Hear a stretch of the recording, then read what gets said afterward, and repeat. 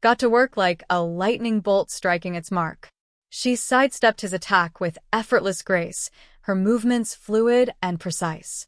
Before he could react, her knee drove into his stomach, knocking the wind out of him. He doubled over with a choked gasp, his confidence crumbling.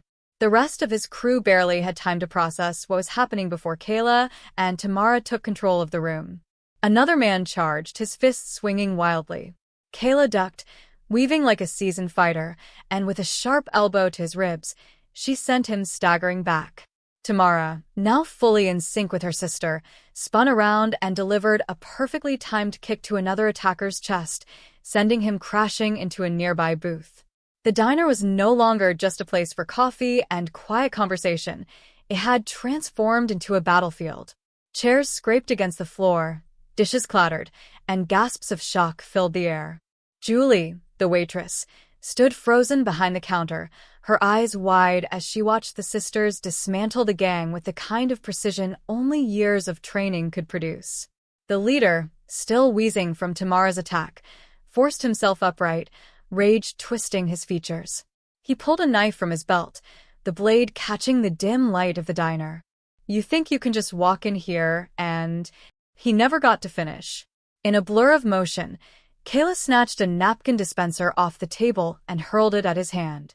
The impact sent the knife clattering to the floor.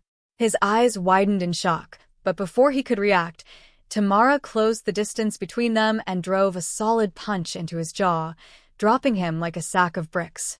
The remaining gang members, now fully aware that they had seriously miscalculated, scrambled to their feet. One of them reached for his fallen leader, his face pale. "Let's get out of here, man," he stammered. Without another word, they bolted for the door, nearly tripping over themselves in their haste to escape. As the door slammed shut behind them, the diner was left in stunned silence. Kayla picked up her coffee mug from the table, inspecting it before taking a slow sip. Tamara dusted off her hoodie, exhaling as if shaking off the last remnants of adrenaline. Julie finally found her voice. "That was incredible," she breathed. Kayla shot her a small smirk. "Just another quiet evening." Tamara chuckled, nudging her sister. "Yeah, real peaceful." And with that, they returned to their coffee, as if nothing had happened at all. Sidestepping effortlessly, her movement was smooth and precise, each step deliberate.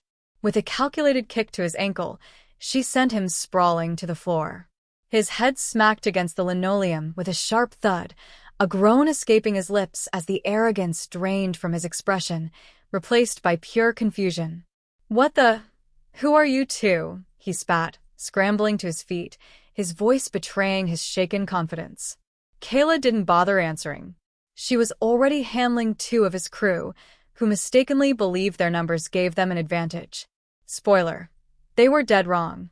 The first man swung recklessly, his fists slicing through empty air as Kayla leaned back just enough to let the punch miss. Before he could recover, she stepped in with a sharp elbow to his ribs, sending him stumbling into a booth. The second guy tried his luck, lifting a chair high above his head, but Kayla ducked under it, countering with a swift jab to his gut. He folded instantly, dropping to his knees like a house of cards collapsing. On the other side of the diner, Tamara faced off against her own challengers. One of them, feeling emboldened by the chaos, pulled a knife, its blade glinting under the flickering light above. Big mistake. Tamara's eyes locked onto the weapon, narrowing slightly. Before he could even think about striking, she stepped in fast, too fast for him to react. In one smooth motion, she seized his wrist, twisted it just enough to make him drop the knife, then shoved him backward with ease. The blade clattered across the floor, skidding beneath the counter, landing right at the feet of the terrified waitress, who clutched her phone with trembling hands. Across the room, the leader, now visibly shaken, desperately tried to rally his men. "Don't let them win," he shouted, but his voice wavered, the bravado from earlier all but gone, replaced with sheer desperation. Grasping at any advantage, he grabbed a glass bottle from a nearby table and hurled it at Tamara, aiming for an easy hit. Another huge mistake. Without even flinching, Tamara caught the bottle midair, her grip solid. She set it down gently on the table, her gaze locking onto his with quiet, simmering intensity. "You're outmatched," she said, her voice steady and unwavering. "Walk away while you still can." The words hit harder than any punch. His crew, battered and barely standing, had already started retreating, dragging their injured along. The leader hesitated for a split second, his eyes darting between Kayla and Tamara as if calculating his odds. Spoiler: he had none. But just as they reached the door, sirens. The wail of police cars cut through the tension, growing louder as flashing lights filled the windows. Within seconds, squad cars screeched to a stop outside, and officers swarmed the diner, guns drawn, voices sharp.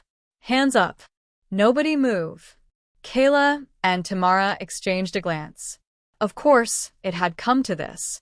Slowly, they raised their hands, their faces calm and unreadable. They tried to explain. So did the few brave witnesses who dared to speak up, including the still-shaking waitress. It didn't matter. Despite the overwhelming evidence of what had actually happened, the sisters were cuffed and led outside. Meanwhile, the gang members? Barely touched. A few were questioned. None were cuffed. And as the leader was guided toward a squad car, a smug grin curled across his lips. He leaned in just close enough for only Tamara to hear. "You haven't seen the last of us," he whispered, his voice dripping with venom. Tamara's jaw clenched, her fingers twitching with the urge to respond.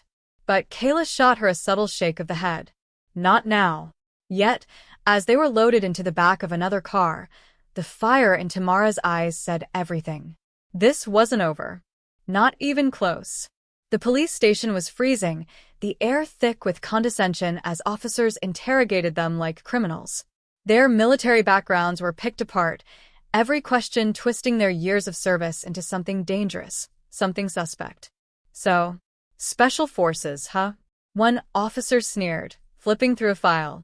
"That explains your aggressive approach." Kayla met his gaze, her voice cool and sharp. "My approach? You mean defending myself when I was attacked? Isn't that what you're supposed to do?" Across the hall, Tamara faced the same nonsense.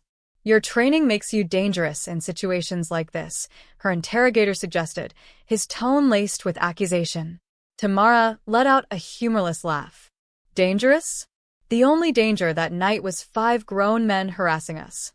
Funny how you're not asking them about their choices." Meanwhile, Ray Dixon, the gang leader, was already twisting the narrative. His connections spread a doctored version of events. Edited footage made the sisters look like the aggressors, while headlines conveniently ignored the gang's provocation.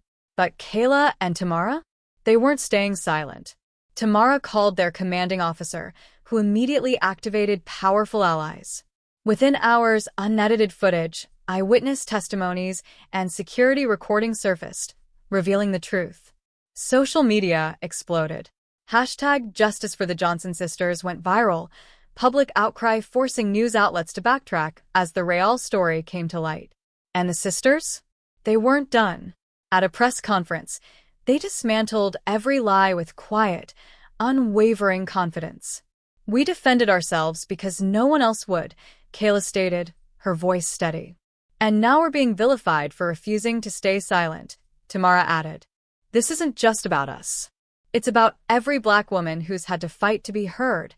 The shift was seismic. Under immense pressure, the police department apologized, dropping all charges. Days later, federal agents arrested Dixon and his crew on multiple counts: assault, hate crimes, and conspiracy. And when footage of Dixon in handcuffs hit national news, his smug expression replaced with fear. That was justice. Sitting on their porch, Kayla and Tamara watched the sunset, the chaos behind them, but not forgotten. "You think they'll stay scared?"